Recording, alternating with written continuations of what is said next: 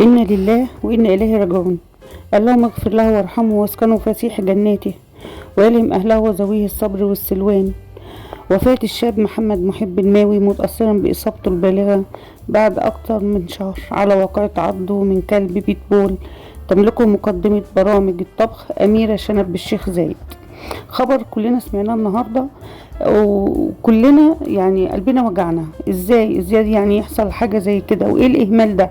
لما تربوا كلاب يا جماعة ابقوا ادوهم حياة، طعموهم وعلموهم حياة الإنسان، مش تحت أمركم. أعلنت الفنانة هند سعيد صالح وفاة محمد محب اللي بيشتغل في منصب مدير لبنك متأثر بإصابته اللي لحقت بيه نتيجة هجوم كلب من نوع البيتبول. دخل في غيبوبة لمدة شهر، والكلب مملوك لزوج الإعلامية أميرة شنب. زوجته في أول تعليق ليها قالت ربنا استرد وديعته. وبنت الفنان الراحل سعيد صالح قالت نعت يعني جوز صاحبتها قائلة إن لله وإن إليه راجعون. محمد محب الماوي في ذمة الله، برجاء الدعاء له بالرحمة والأهلية بالصبر والسلوان.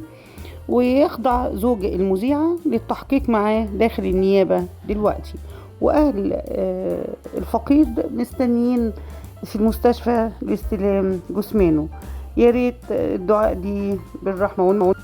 وكلنا فاكرين ان الكلب هجم على الاستاذ او المرحوم محمد محب عندما ترك على باب منزل المذيعة لمطالبته بضرورة السيطرة على الكلب لاعتياده على مهاجمة السكان، لكن الكلب خرج من خلفها وهجم عليه في مدخل العمارة امام نجله علي.